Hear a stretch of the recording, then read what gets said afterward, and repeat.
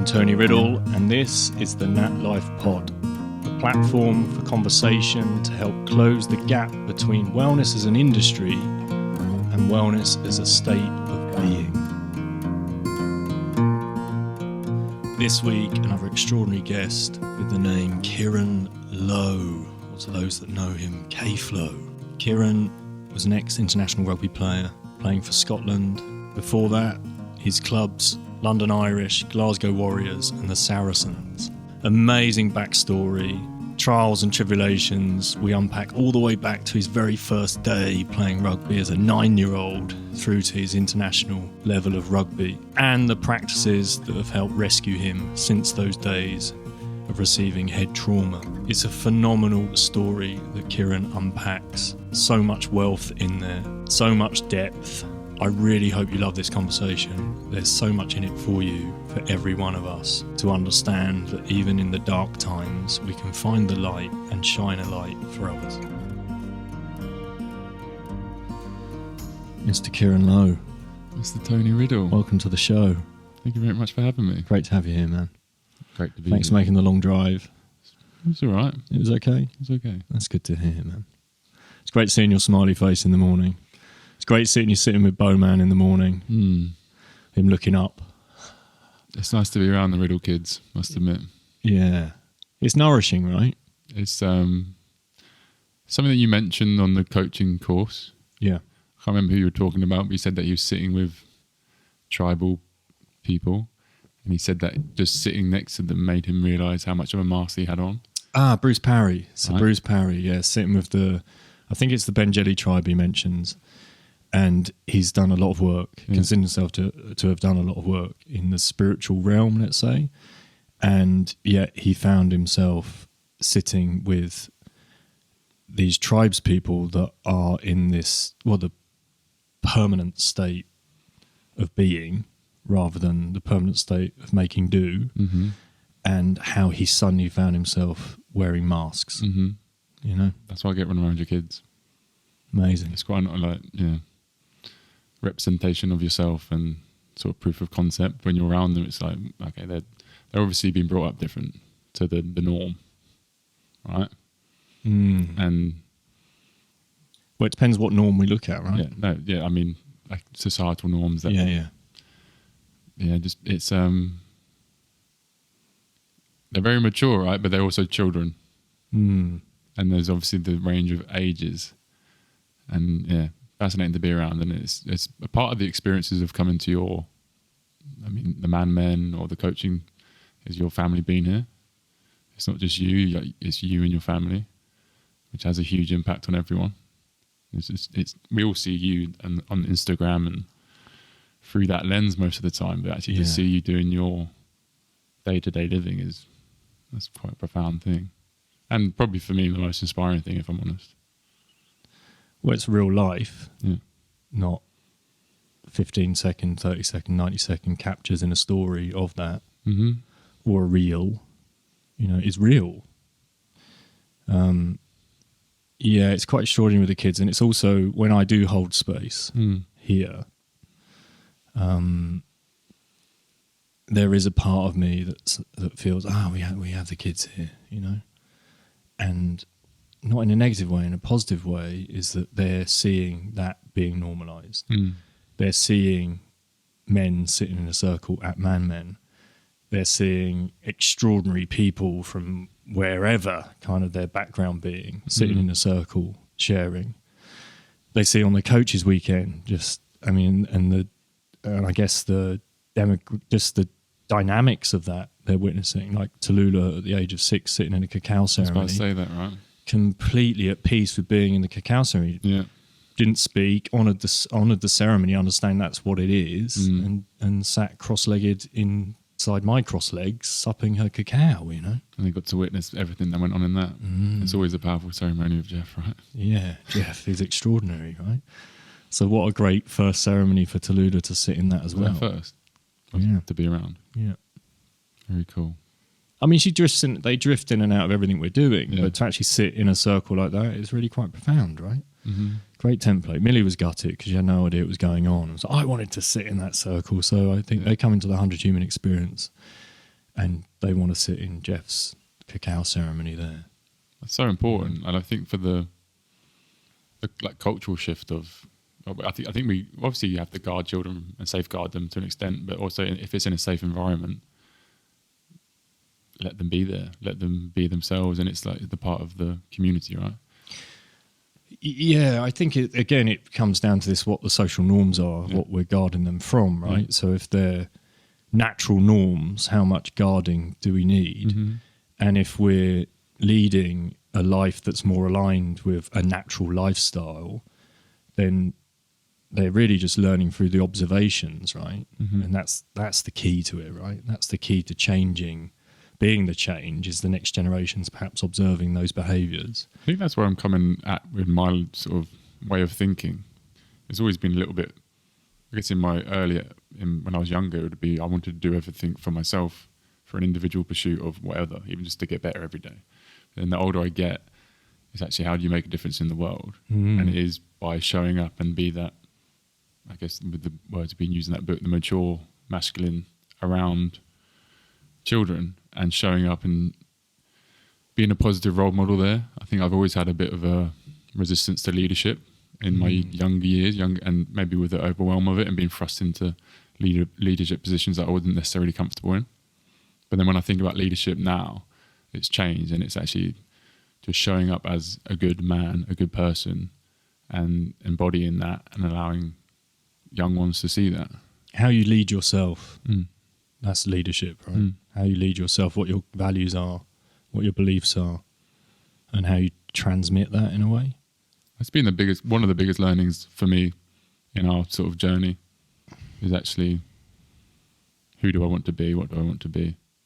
And we talk about like stepping into my power quite a lot recently in the coaching course and the ManMan circle. And for me, stepping in my power is accepting all the good bits that have always been quite difficult for me to process. Definitely had I've got this story and this narrative of success in the eyes of many. But I've always felt somewhat insecure around the leadership aspect of it all. And I think just on a physical level, because I'm a large man and people look up to me physically, sometimes I'm put into that role. And I always sort of have done. Like at school, you're going to be the captain of that rugby team. At my first... so it's thrust on you at that stage. Absolutely. And perhaps without the observation yourself of what that looks like or the skills within absolutely. I wasn't initiated into any of that. It was just, this is what you should do. And I felt complete overwhelm. And I mean, that leads into all the stuff of me speaking in front of people and self-soothing because I was overwhelmed with everything that was going on, which there was a lot to happen in when I was 18 to 25. There was just a period of my life which was a bit mad. There's also where you are now compared to where you are back then, right? That's quite a profound shift. And again, you said already, like proof of concept, of where you are today versus where you were back then. So should we go back there? Should we have a little dig around? What do you want to know, mate? I guess where you felt you were thrust into those positions and what unravelled from there. First day, first time playing rugby. Whatever, or in a professional setting? Ever. First day ever. I mean, I was 9. I probably don't remember the day, but I remember the feelings of it. I'm from a somewhat emotionally unattached family. Loving family, amazing family, but not cuddly, feely. We don't do the normal. Not so tactile. Not so tactile, that's the word. And I got invited to Chichester Rugby Club for a friend of mine at primary school. I was a very large kid, quite big, what's the word? Not fat, but less large and very tall. There was no athleticism in my family, really. There was no sports players. But I got taken to Sunday rugby. And I was high energy, so it just felt like that should work. Got a ball put in my hand. Didn't have a clue what was going on. Ran forward. Scored a try. and I did. There was celebrations everywhere. All these people that I didn't really know came around and embraced me, and hugged me, and I just remember this feeling of like complete overwhelm and like, wow, what is this? Also just almost emotion. I remember feeling in the years after that, say before my teenage years, even maybe into my teenage years, actually getting overwhelmed with, I'm going to cry. Like, I'm so happy with what's going on right now. Like, I've been searching. This is only in observations of like digging into it, but like I was definitely longing for that physical contact and that like admiration from someone. The emotions that weren't felt. Yeah, absolutely. And they were so overwhelming when I was younger. I would score a try and then have to run off because I would like be teary. But that was like the fire in my belly to keep pursuing it because I wanted that feeling. I liked that emotion. And then, so when I was 12, England won the World Cup rugby, and that was quite a big thing in my consciousness. As a young boy, just went to a rugby club and became part of a team for the first time and felt like I was part of something bigger. In the community of it. Absolutely. So I've had a community for the first time outside my family, which is fairly small. And then England won the World Cup. I watched Johnny Wilkinson kick the winning drop goal in Chester Rugby Club. I can remember it I can see it in my mind's eye. And it was just eruption of huge emotion. And I was around all these new friends and adults that I'd respected. And they were watching on the screen England versus Australia. And it was 2003, November. And I was just completely in awe of it all. Did you have a moment of, what would that feel like? That's it. So I scored that try on the little minis rugby pitch outside. Yeah. And I know that feeling. And I'm seeing it play out on the screen and TV with the world watching in Australia. And I'm just going, I know that feeling and I want that feeling. And like when I think about it now and we talk about, my journey into the spiritual side of things, I've always been quite a logical, analytical person and I never particularly was in that way of thinking. But when I'm thinking about it now, I'm like, I manifested my reality. Like this, I used to daydream of that. That was all I used to think about. I was obsessed with rugby.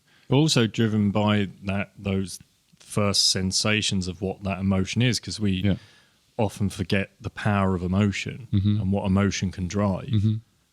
You know, so visualizing yourself in that moment with that emotion behind it is incredibly powerful. I would absolutely put myself into it. I love reading, love watching movies. As a kid, always done that, and so many of that is the hero's journey. So we will put ourselves into the hero's spot. And for me at the time, the hero was the rugby player, the person on that screen that I was watching on that day with all that emotion. And 10 years to the day after that, 2013 November, I played against Australia in Murrayfield for the wrong. I say wrong, I'm doing bunny ears. Wrong country. It felt like the wrong country, but I was playing international rugby for Scotland against Australia, and it was, I was 22 and it was hard to process. I don't think I could process it at the time. I was just in the moment. Well, you're thrust into it, really, aren't completely. you? And it all happened so quickly. Like when I've had to go back and journal, and I've done therapy, and I've to get my timeline together, and I didn't really realise that there was a period of 3 months from September till November where my life just completely changed. It switched on. So we're talking a 3-month window. Absolutely. And it was because we hear about that in the world of music, right? Is it? You know, with these, suddenly you've got these kids that are just jamming or busking, and then they're thrust into these huge worlds of music. Okay, yeah. And then what happens, you know? How do you deal with it? And they sometimes have very short-lived careers because they're so overwhelmed, and then it means that they're using and abusing and everything else to be able to get back out there on stage in front of thousands and thousands of people that no one's given them really the time of day to give them the skill sets, right? Absolutely, I can resonate with that. It was thrust into that. So it was September of the 2013. So September, October, November. September, I played my first team game. Well, I started my first team game for London Irish, which was the team I was at for 6 years. And I'd gone through the academy and played for England under 18s, under 19s, under 20s, was sort of slowly progressing. And then that season came around, the 2013-2014 season, and I was starting in the double header at Twickenham. So Twickenham's the home of English rugby. where all my favourite players have played, watching as I grew up, and now all of a sudden I'm going to go play in that stadium, which is hard to fathom, and I'm 22. Where the dreams are made and your dreams being made. Right, and then I'm there playing against Saracens, and just before half time, ball pops out to me, and I just do what I instinctively know what to do. I run forward, and the gap opens up, and I run through, and I score at Twickenham. And the whole world to me is watching that. Like, everyone I know is watching that. We're not just talking mum, dad now. Well, actually, my dad wasn't watching it because he went to the bar because it was just before half time, and he wanted to get into the bar early to get a beer. And he told me since that he was at the bar and he heard the stadium erupt. He was, what's going on? London Irish has scored. Who scored? Kieran Low. And my dad's a scared going, like, silently, very proud. Yeah, I bet. But yeah, and when I think about that moment now, it's I bet that was his best pint ever. Probably. He'll never tell me how proud he was, but it was. I mean, he does in his own way. But yeah, it's like I almost refer to it as time traveling now. Like it's hard to explain. I've written about it at length. I've tried to think about that moment and what it was. Obviously, it was maybe, I don't know, 10, 20 seconds, but it's in my consciousness and will always be there forever, of this palpable energy of, I don't know how many it was, 60,000 people just all screaming. And that feeling I had as a child, as a 9-year-old scoring on a little field in Chichester, all of a sudden it was just trumped by 60,000 people. And it's the best drug I've ever had. That is, I was straight in the vein, chasing it forever after that. And then the eyes are on me. I'm the somewhat young, upcoming rugby player, and I just scored at Twickenham, so I've got a bit of credit. And then I had aspirations to play for England. Absolutely, I played for England under 20s with I can name drop a lot with my England under 20s team. If anyone knows rugby, it's like the very good rugby players are in it. It's the Owen Farrells, the George Fords, the Manu Tuolagis, the Vunipola brothers. It was a star-studded team, and I was part of the under 20s team. And I wanted to progress absolutely to England, but then Scotland came a-calling. They found out I had a Scottish grandfather. Yeah, I was going to go there. How did that work out? So my granddad, Jock. Perfect name. Well, that's his nickname, right? What's his actual name? Wilfred, I think. On my dad's side, my dad's Scottish, and the head of the Scottish rugby at the time was an Australian fellow who was friends with my head coach at London Irish. They got speaking, found out I had a Scottish granddad, came down to the training ground in Sunbury where London Irish trained, and sat me down and asked if I wanted to play. And I'm just sitting there like, international rugby. What the fuck? What's there to answer? Like I've had people ask me now, like, how did you make that decision? I was like, it was no decision to make. I was given an opportunity to live out a childhood dream, and I did it. And I mean, when I asked like, who are we playing in the autumn, Australia, I was just like, well, that all makes sense, doesn't it? Yeah. So I went up to Scotland in I think it must have been in October or November maybe. I broke my rib in the October, so there's a whole storyline parallel to this one. So September I score at Twickenham. November I make my test debut against Australia in Murrayfield at night, which is just an amazing thing in Edinburgh.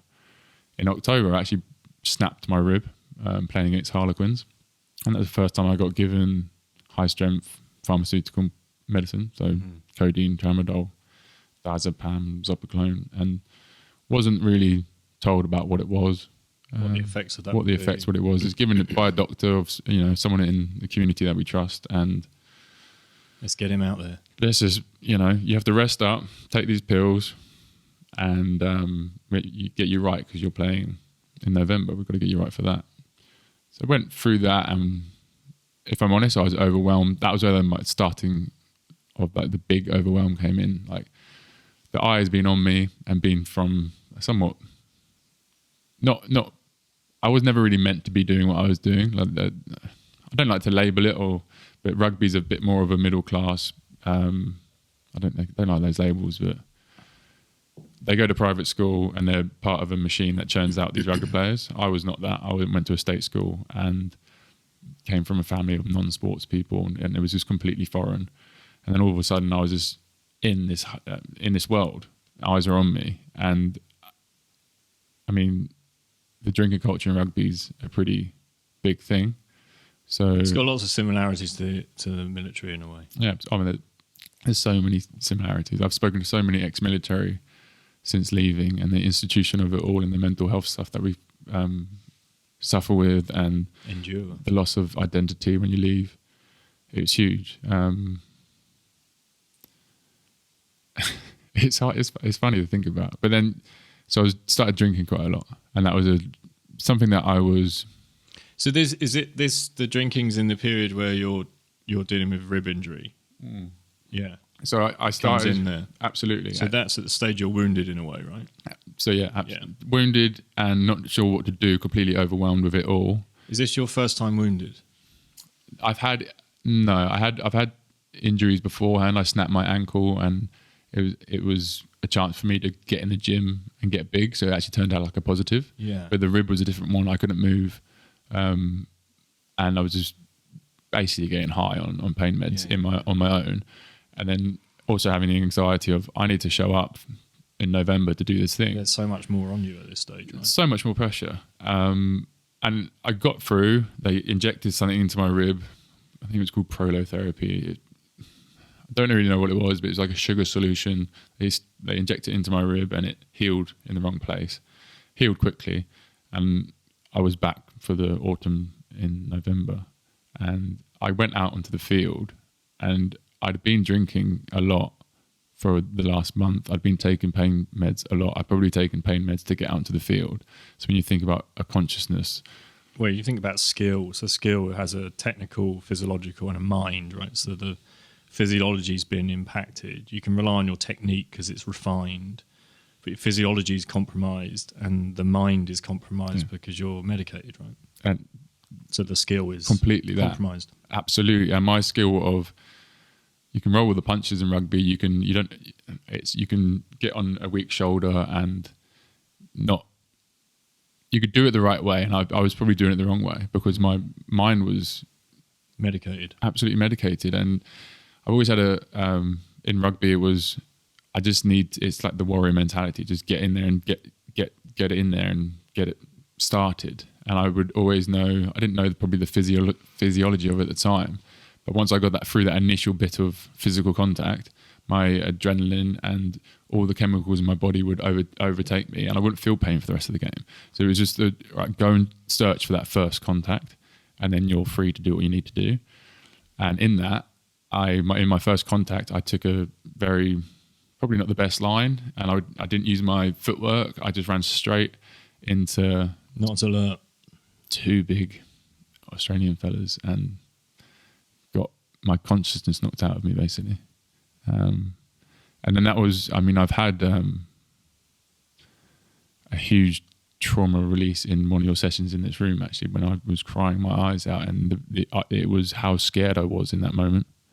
But not allowed to show it. I've just been... Well, you haven't shown it then that wasn't so long ago in this room. Oh, that's when it came out. You know, so it's had a lid on that length of time, right? Literally. And it's been there from that moment. I feel emotional talking about it. It's because you're very aware of a lot still. I know that, and it's my ego in there just going, I cannot come off this field. I can't go off. I've just been hit so hard that I can't remember where I am. I don't know who I am. I don't know what's going on for like an instant, right? And I know the whole world is watching me. But I know that I'm right. I know I'm being watched, and I can't go off this field. And my whole world is just... It's hard to explain what it was, but I just went into autopilot because I've been this rugby player since I was 9, and I was 22 then, and I could just go into autopilot. And I was very good at that. I could just go through the emotions. And so I started going into, and I've seen the footage since, and I'm just in that autopilot. I'm going through it, and actually, I think maybe 10 minutes later, I get another carry, I get tackled, and my head just hits the floor, and I get another concussion, and then I forget everything. I'm part of the line out in rugby, which is quite a orchestrated dance. Essentially, like it's very well choreographed, and someone has to go up in the air, and it's quite a difficult thing to do.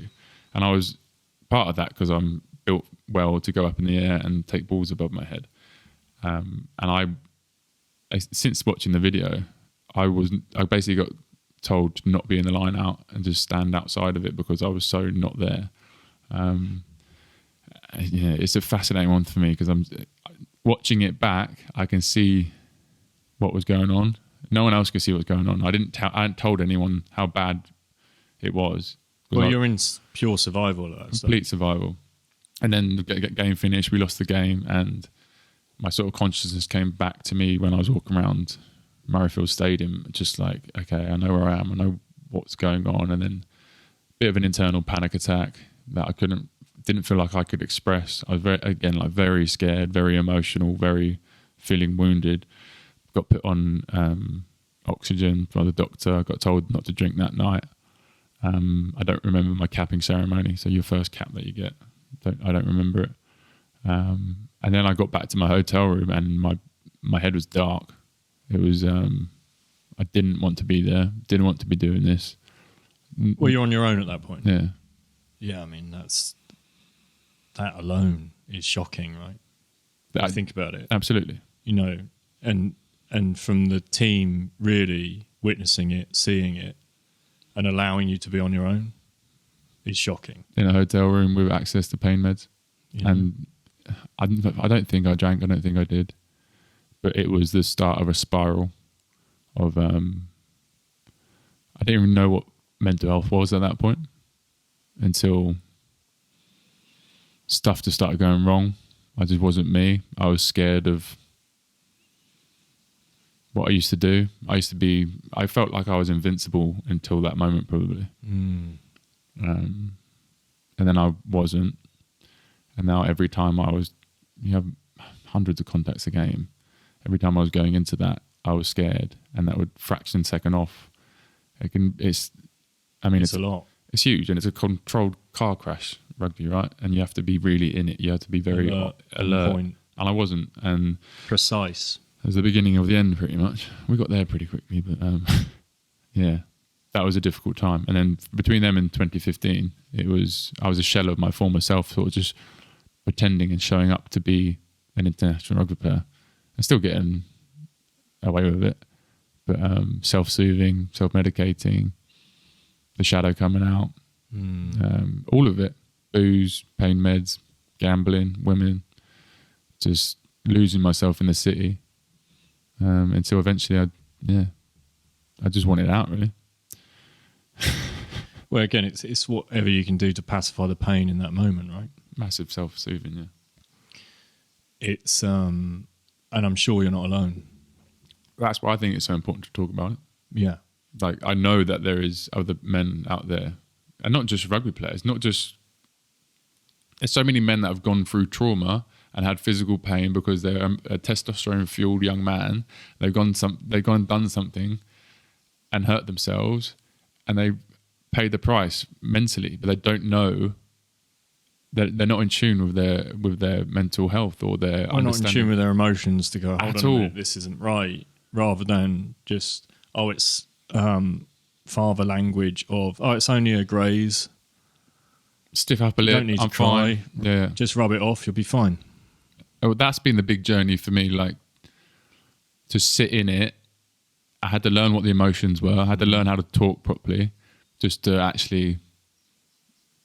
That's what therapy is, right? Talking about your problems. But like, how do you do that if you don't have the words? How do you do that? How do you articulate it? How do you articulate it? How do you... Like I said, I didn't know what the emotions were. I could feel the feelings in my body. And that's why I like physical practice so much now. Like the somatic release of, say, dancing, right? For me, it's just like, that's how I express. That's how I can express. Or working out or anything but that physical, that's easy for me to express. That's normalized for me. But the talking aspect has been a real worked on thing. I can sit here now doing a podcast with you and feel comfortable, but that is in itself has been a learned process over years. Well, again, you're really not alone in that. I had to do a lot of work. I had to do a lot of work to find voice. It's really evident in the men's work again that we do, you know, that suddenly, but then it helps men in a circle to see others speaking and to be able to share, and then it's okay, that's okay, I can share that, or that resonates, or that connects with me, I can share that. And then it's again a learned thing, it's an observation, But again, where I think the where it gets blurred is, for us men, is we haven't observed. We have not had that observation. We don't have the template for it. You know? Absolutely. Like rugby was, you maybe would get some emotion out on a drinking session, right? But it's such an unhealthy environment to... Yeah, and almost how much is then, when you wake up the next day, is then, I shouldn't have said that. Yeah. Oh, I never should have shared that. Yeah. And then that drives it and pushes it deeper into, I shouldn't be saying this and I shouldn't be sharing this. I think that's why, the ManMan for me has been the biggest shift in my consciousness. I feel like I've done a lot of work trying to figure out this thing. I mean, I have technically, right, from the doctor's point of view, traumatic brain injury, PTSD, post-concussion syndrome, depression, anxiety, all these things, impulsivity. I don't align myself with those labels. I don't like them. I'm just a human that has experienced this life and went through some things. And I believe that humans are resilient and we can heal. And the closer I live to nature and obviously connecting with your tribe and your philosophy, I found you because I saw a man online that was thinking how I thought.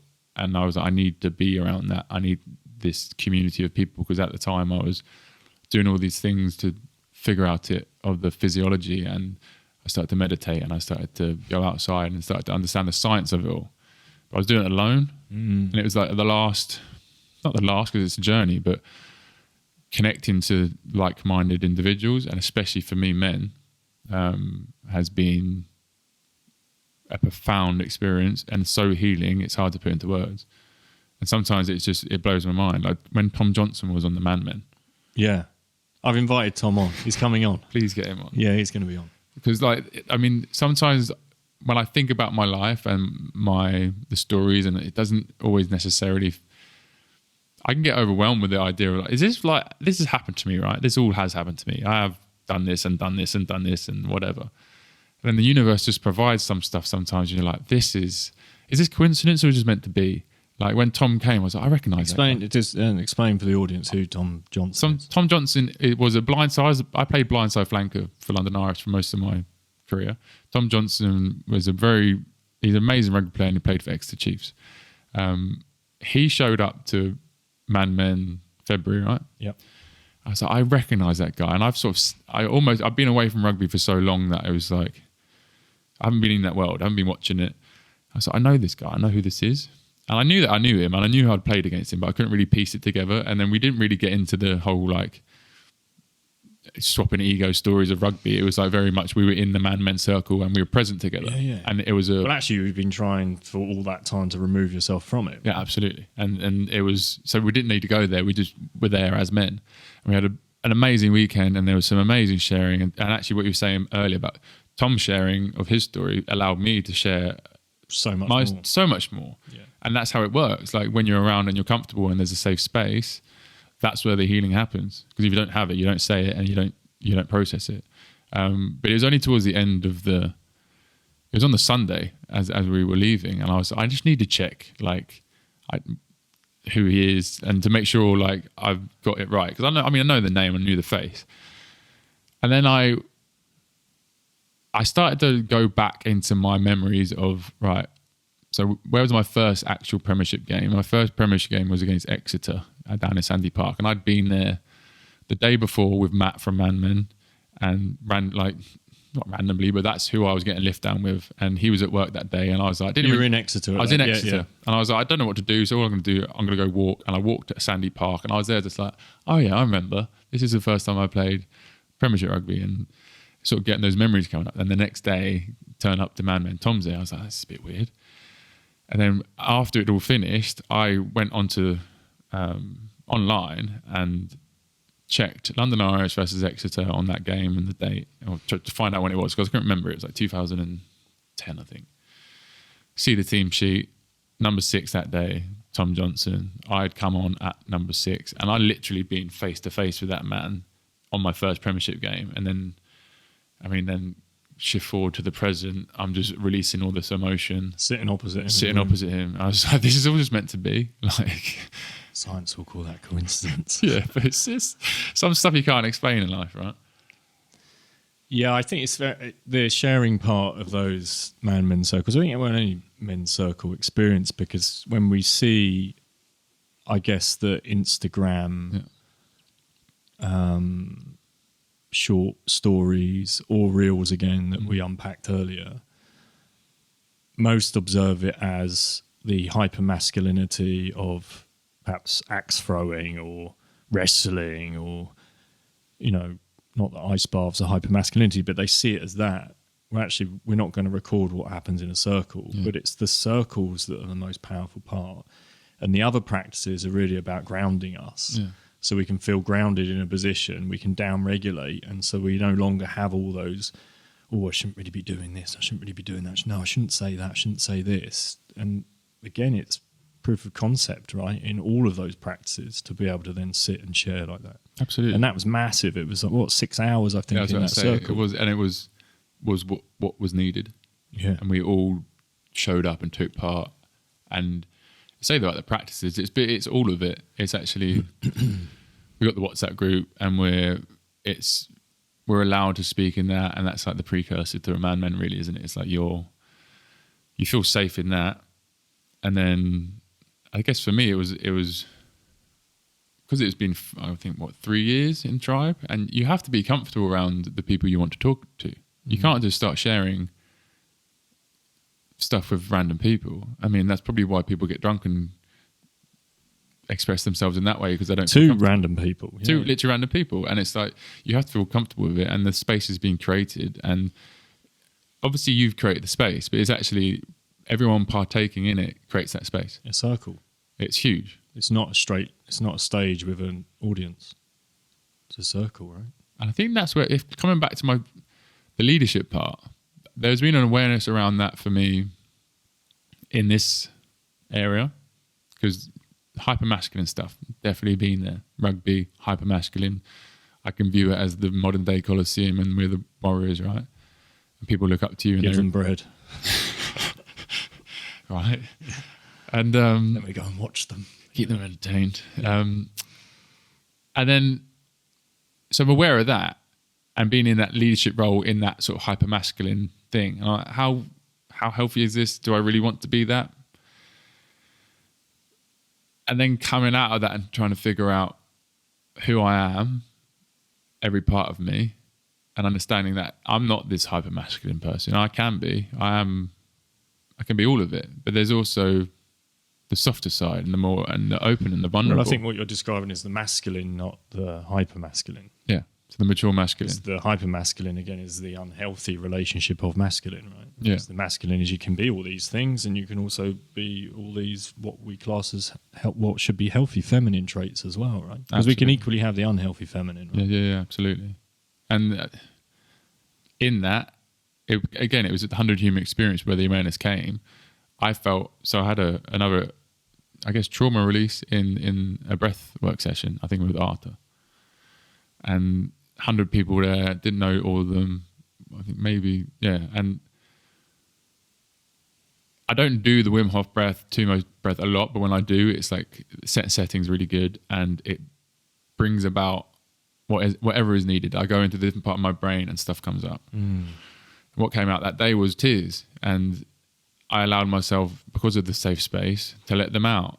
And that is a new thing it has been in my life, to allow those emotions to come out, and especially in a setting with 99 others, and just that feeling, and parking that thought in my head of like, no, it's embarrassing, like that you can't do this, you have to stay strong, you're this hypermasculine man. No, actually let it out, release it, and that's what it did. And probably still had those thoughts and feelings, but just allow myself to do it. And actually afterwards getting told by other men, because you cried, it allowed me to cry, and I haven't cried for 10 years. And hearing that, for me, at the time, was like imposter syndrome. I was like, and this almost puts like expectations on me. But then I dropped that, and I was like, no, this is just what it's meant to be. We're allowed to be human. This is just the human experience. Like, we are emotional beings, and we're crying together.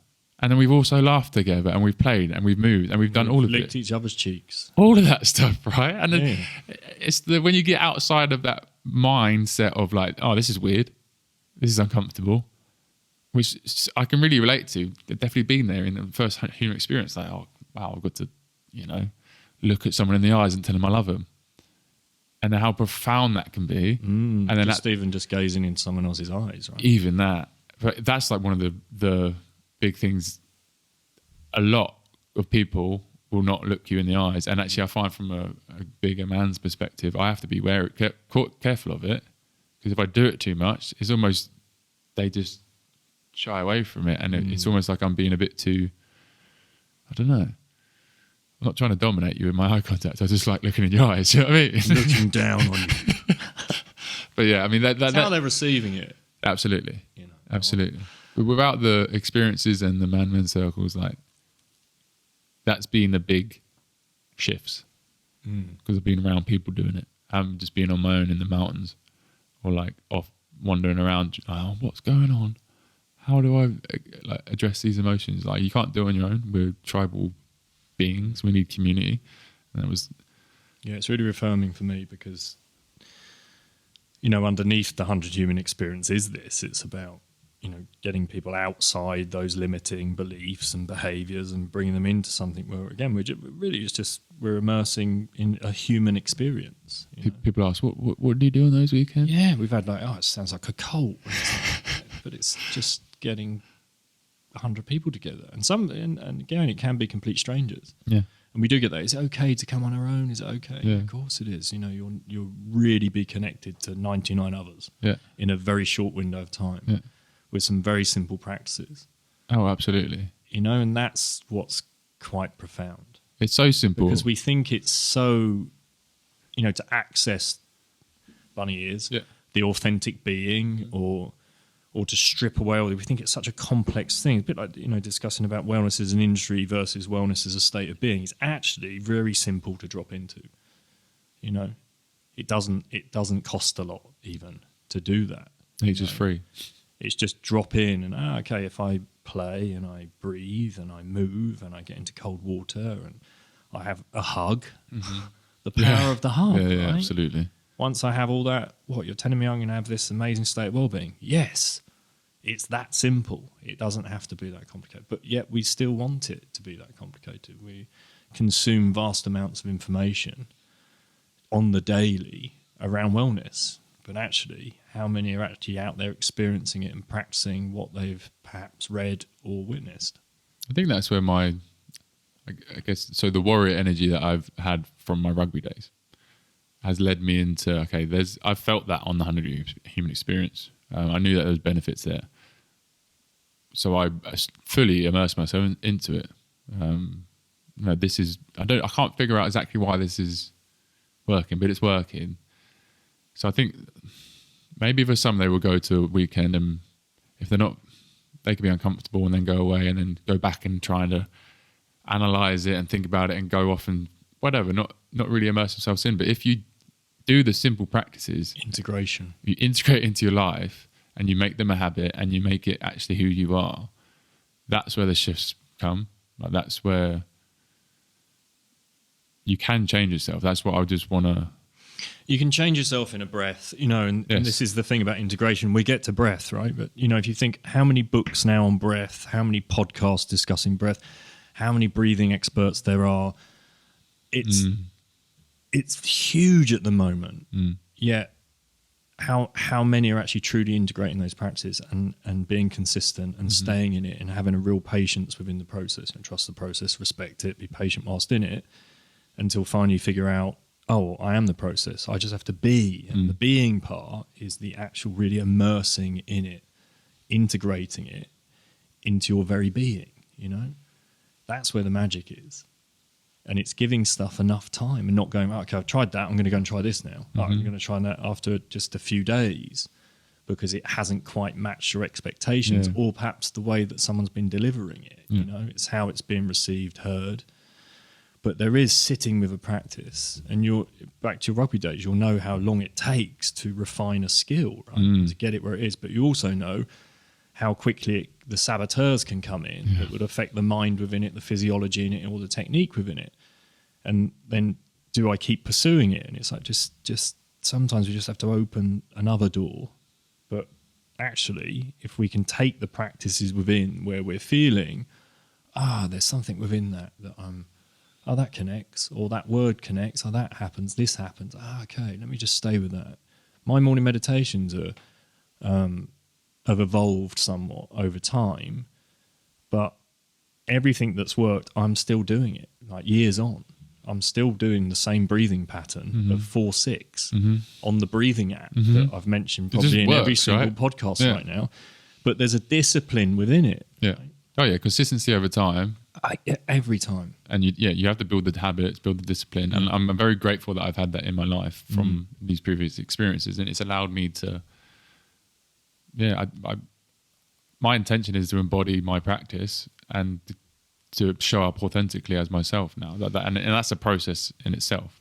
Like I'm still in this world dealing with everything else everyone else is dealing with. But it's talking about, so say the breath, right? Yeah. And embodying that. And I'm now on this journey to become a breathwork coach, and I still have a huge amount of resistance to that. And I'm trying to unpack where that's coming from. I want to share my journey and my understanding of it, and I've gone deep into the physiology of it and the science of it, and I understand it, and my own practice it's changed my life hugely. You've embodied the practice. But in that, like embodying that, sometimes all I want to do is just downregulate and just breathe. And then like say like the social media side of things and how you're meant to brand yourself and you're meant to be this person. It's like, I don't want any of that. Like if you want to have a chat about the breath, come and have a chat with me and we can experience the breath together. I don't necessarily want to tell you how to do it. I just want to show you the right path to walk down.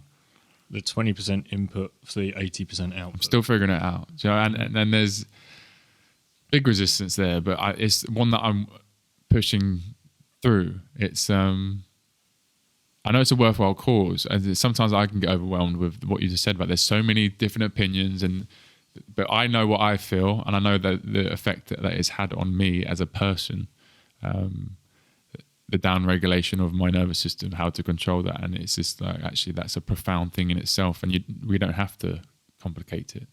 The simple thing is, from this brain injury and this living life in my adrenaline for so many years, my nervous system was upregulated, just jacked up, and I was on the other side of it, not knowing that, I didn't understand that, I didn't have that understanding, didn't have an awareness, and then I've started to pay attention to my body.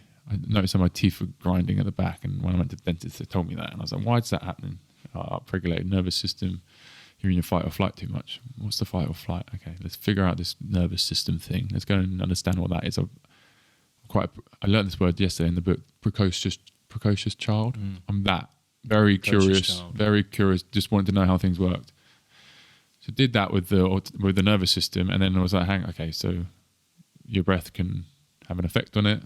What do we have to do there? And then started this journey into the breath. And I've gone on all the different, I've looked at everything in the breath that I wanted to look at. I've been submerged in it for years, and I'm just very obsessed with it. I have an obsessive personality. I like that part of myself. I can get good at things quickly because I can be obsessed with them. Obviously, that can get dark sometimes if it's the wrong obsession. But with the breath, I'm just so intrigued by it. And I think, if I'm honest, Wim Hof's input into the consciousness of the world was a bit like... a massive shift for many. Huge. And I was like, what's this guy doing? Oh, he can affect his immune system and he can control his heartbeat. And I was like, I want to do that. So yeah, cool, let's go down that journey. But then it led me to it's not complicated. It's extend your exhale and relax your body, relax yourself, and like calm down. I like going fast. I'm comfortable in it. I can be in that upregulated state and perform. I know how to do that.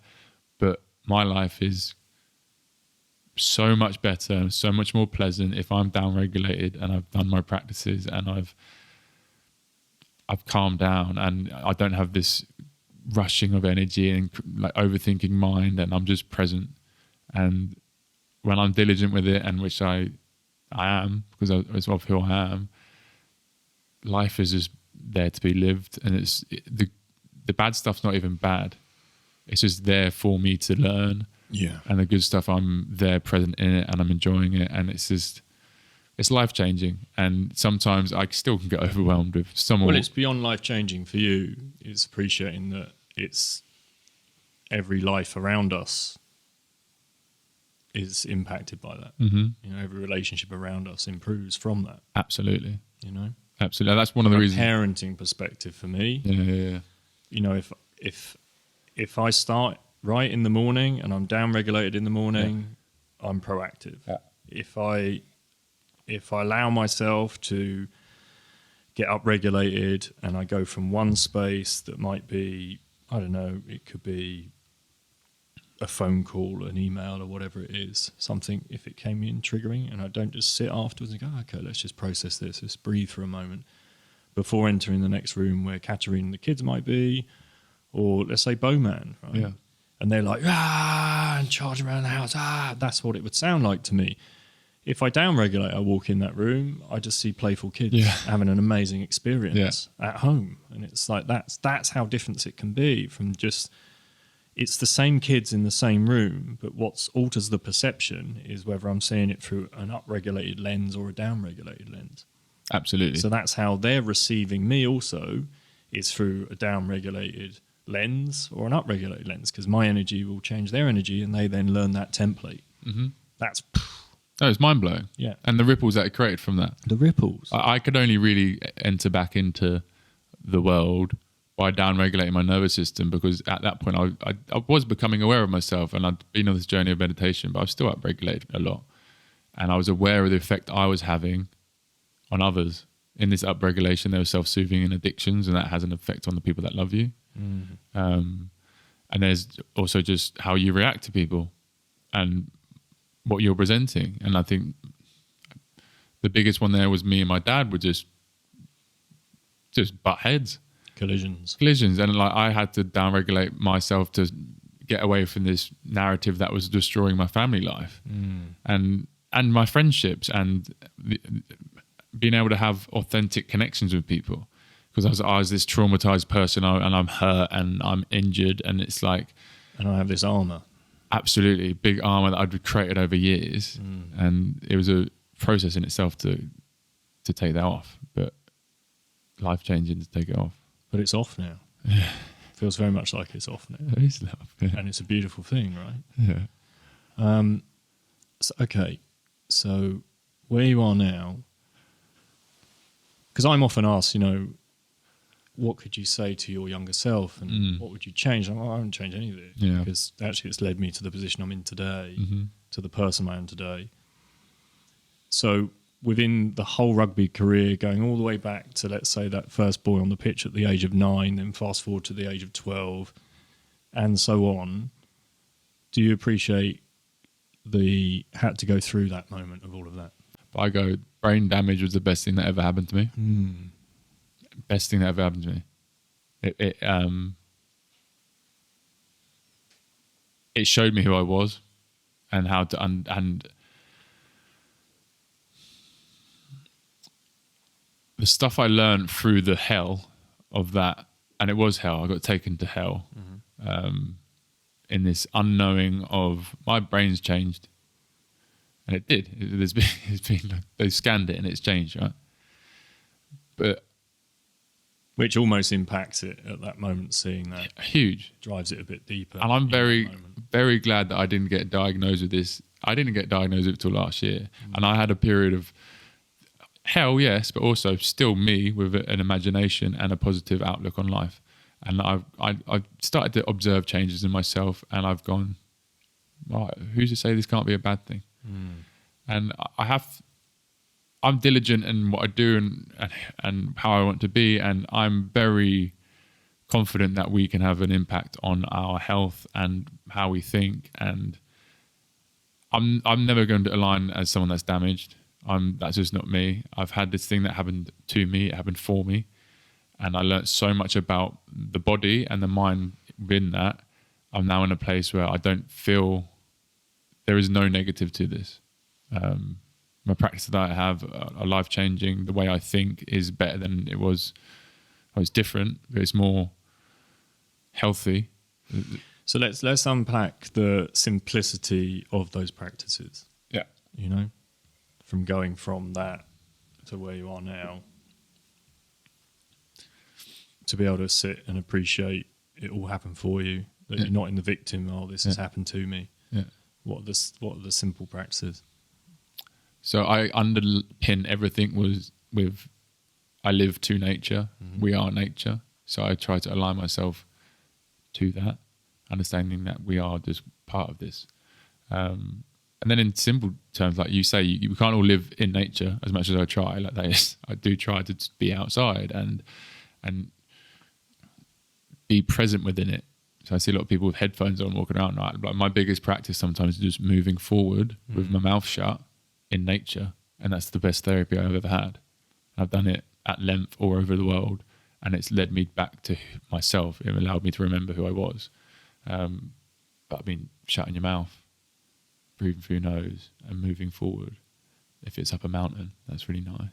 But getting in the water for me, getting in the ocean, getting cold, feeling and experiencing this life that we have the opportunity to do every day and embracing it by being present in that moment.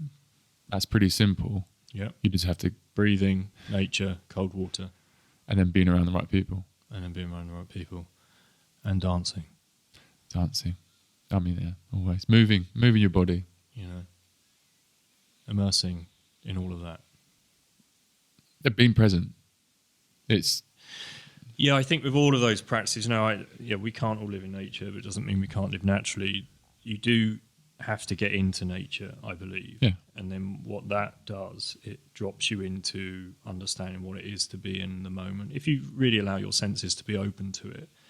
And then it also gives you, this is what it feels like. So this stuff, the symptoms of me being disconnected from this, how much of this feeling right now and the experience I'm having, can I then bring into that everyday life of my experience? That's been the integration of it for me, because the realization of that for me came like big time in the storyline would be like in a mountain in Nepal. And I was just there like, I've got all this stuff that I've been struggling with. I've been in hell. I've been experienced depression, anxiety, all these things. And then I was on this 6,000 meters up in the air in Nepal, in a mountain, sleeping in a tent with like nothing. And I was just so happy and content and away from it all. And I was like, there's nothing wrong with me. Like, I was just, when I'm around an upregulated society, it upregulates me. And then it's like has an effect. Yeah. So it's like, integrating myself back into society. I have to be careful of how I do things. I can't just go and do the normal things. I don't want to go out drinking. I have to be careful with coffee, how much I drink coffee and stuff. Like, I have to be careful with the people that I'm around.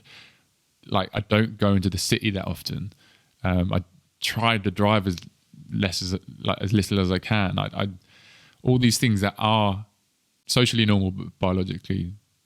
They're socially normal but biologically extreme. And then the other way around. But the behaviours are more often like walking barefoot, or taking cold showers even, or breathing, or sleeping without a bed on a floor, or removing your chairs, are perceived then as socially extreme, yet they are biological norms. If I go and do the social norms, then I can become bad.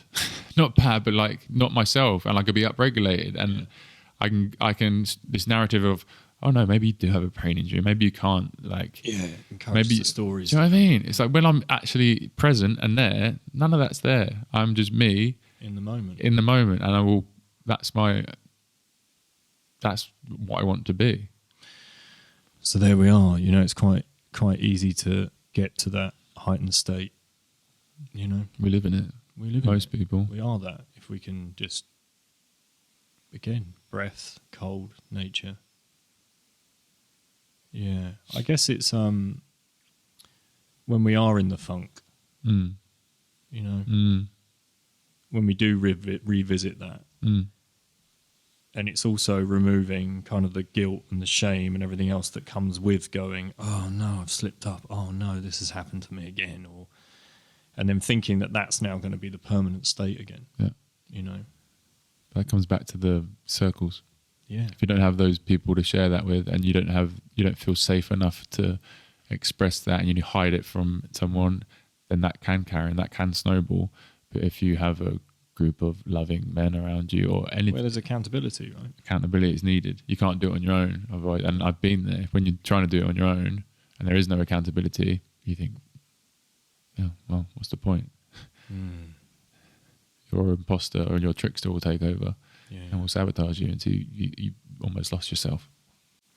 So, breathing, Kieran. Where are you on the where are you with the coaching side of it now? Because you did the NatLifeCoach cert, first time up there, presenting. Well, that was amazing. It's a learning in itself, right? Because there's been the storyline that I've had attached to myself for so long that I wasn't comfortable public speaking because of this trauma as a child that I've unpacked over the years. Like standing up on stage, like so many people at school can mess up on and shut that part of themselves down. They don't feel. I lost my voice. That had a big impact on even on my rugby career. I used to be so scared of going into front of the camera, talking in front of people. I'd be pushed into this spotlight, and I just didn't know. My nervous system would be so jacked up from this trauma that I'd been held on to when I was a kid. And then I had the opportunity to actually talk in front of people and present on the breath, which is something I'm passionate about. And I'm just glad I've done it. Like I needed to do it. I'm glad you did it. I just needed to do it. It wasn't perfect, but it was the first time I'd done it, and it was like I can do that. And now I'm just like, okay, now I know what not to do, and I know what I want to do. And like now I went to an event this week, and I was watching keynote speakers. I'm just like, I'm envisioning myself doing that. Like I want to get up and tell my story to people. I think the sharing of our stories is huge. Absolutely. And the tools and techniques and the small little insights I've had from this journey, which is quite a unique one. I have to honor that. Like not many people, I mean, it's a small percentage of people that go and play international rugby. And there's a lot of good and there's a lot of bad, and there's so much learning from it that the more I speak about it, the more I learn about myself. And actually I know that it can help people. And I have to honour that side of myself, because sometimes I can step away from that and go, oh, no one needs to hear this. Well, it's also honouring that maybe that's why I went through all of that to get to where I am now. Yeah. And then there's the helping of others through that process. That's the process. Every time we tell our story, or a story, or discuss anything from our past. Again, going back to the circle, something resonates, right? It can just be a word. Could be a full sentence, could be the whole conversation, but there's inspiration from that. Also gives the courage to others to sit and go, I'm going to tell my story. Absolutely. And that's needed, just to speak it out. But yeah, the breath, man, it's that's the journey that I'm on now, and I'm enjoying it. But it's like, I don't need to overthink it. I don't need to live in the future and try to be, I want to be this, I want to be this. No, I'm just going to carry on showing up as my authentic self, and I'm going to breathe. I'm going to breathe slowly on the exhale, most probably. The difference is from where you are now to that first vision of seeing England playing to, I want to do that, to seeing someone at a keynote and going, I want to do that. And the modalities you have now in place to know, well, okay, before I go out and speak, this is what I do. Yeah, absolutely. Which I do. Look at Land's End John O'Groats being thrust into that.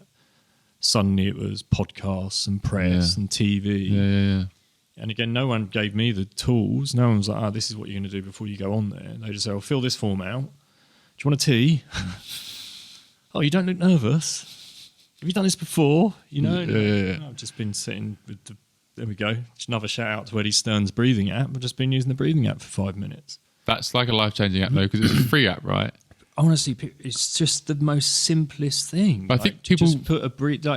It's that easy. If you have problems getting up, speaking in front of an audience, if you have to go and get challenged with a phone call, or even it could be, pay rise, or trying to change the role within your company, or something that you find you're gulping down or getting flushed, is you just put that on, and it doesn't even have to be the boom. The sound of it has this disc that inflates, expands and contracts, which represents the inhale and the exhale. 5 minutes. And that's all I was doing. And then I'd have 5 minutes on there. I was sitting down with Kay Burley from Sky News. Yeah. And I walk in, and I haven't got any shoes on, I'm barefoot, and I get up on the Sky News couch, and I sit cross-legged with my bare feet up, and first thing she just went, "You're so calm, your energy's so amazing to be around," you know? But walking through the entrance to Sky News and going through the building, there was the flutter of something, right? Yeah. Oh, wow, I'm going to be on the news. And then if I didn't sit and breathe, I would have gone in with that energy, and how well would have I articulated that message? And the message really was about personal and planetary health. It came with a huge message and was creating a huge platform from it. And I wouldn't have given any of that any justice, you know, had I been upregulated. What do you think I was doing before I came, before on here? Before we get behind the mics. I had that pre-game energy. Yeah. Because it's excitement, but there is anxiety there. And it's just well, I know what to do. And I mean, what would I tell my younger self? One of those practices for sure. Put the breathing app on. Literally. Kieran, get the breathing app. Yeah, but we don't have that tech yet. I think it's too simple. It's oversimple for some people. I know They're expecting you to tell them this magic thing. The magic thing is the breathing app or just slowing your breath down. All the breathing app is doing is, say the 4-6 is taking you down to 6 breaths per minute, and most people breathe twice that, if not more. I've seen people that go up to 20 breaths per minute, and it's just and if you're doing it through your mouth, then you're hyperventilating and you're in your fight or flight because your physiology is, and then that is going to lead you to a worse headspace. So in order to think well and be who you are, speak from the heart, you have an effect on your physiology, and it starts with the breath. Well, that's the remote control of it. You have control over your breath. So learn to slow it down. And then from that, it will unravel. You may not get it straight away, but if you just start and consistency over time, and it's there and it's free, and you can do it every day. And that's my biggest practice. If I start the day there and end the day there, the middle bit's normally all right. It's we can't all breathe in nature, but it doesn't mean we can't breathe naturally, because that's one of those tools. Right? I can't bring nature in. There's amazing studies around nature and how it drops us into that same parasympathetic state. The visual field, open up your visual field, drops into parasympathetic state. Walking barefoot, getting grounded. Incredible practices, and so simple.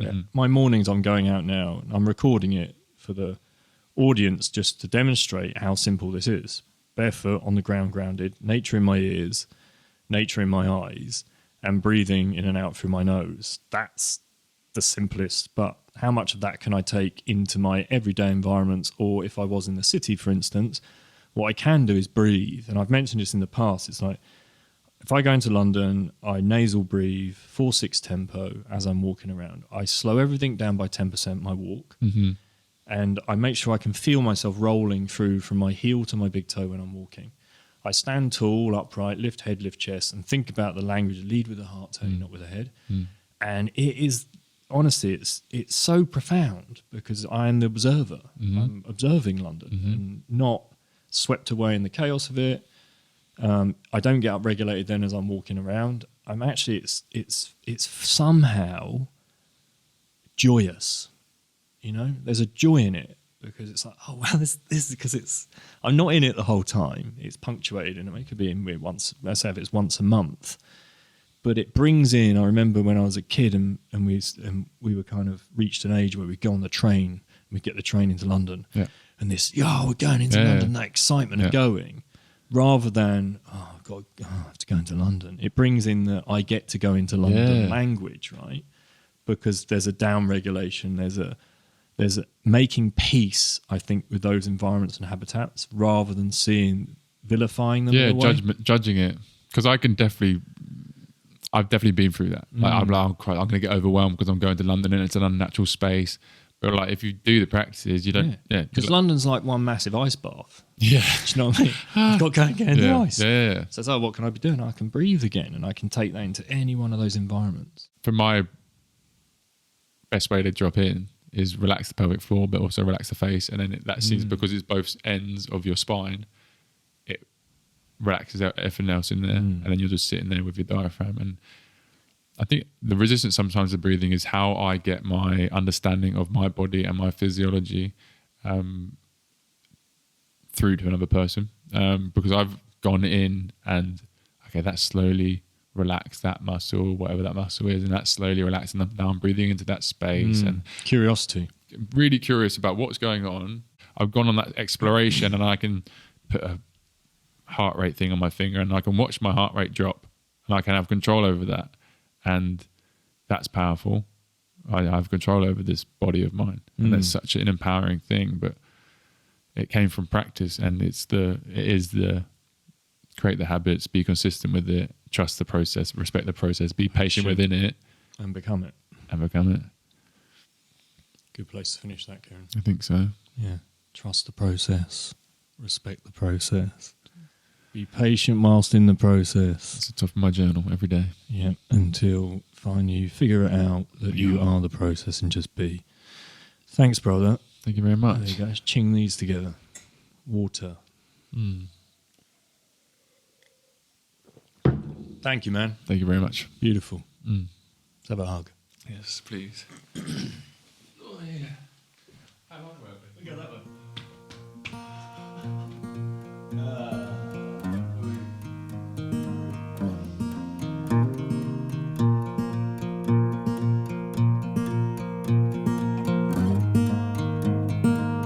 As always, I hope you enjoyed today's conversation. If you feel drawn to do so, then please subscribe to the show, leave a review, and don't forget to share. Sharing is caring. It really helps me to help others. If you're drawn to immersing yourself in any of the NatLife experiences, or see yourself as a NatLife coach, head to tonyriddle.com for details of how to immerse yourself in the community. You can follow my adventures on Instagram at The Natural Lifestylist. Big shout out to Simon from We Are the Clarks for producing, filming, editing. Much love.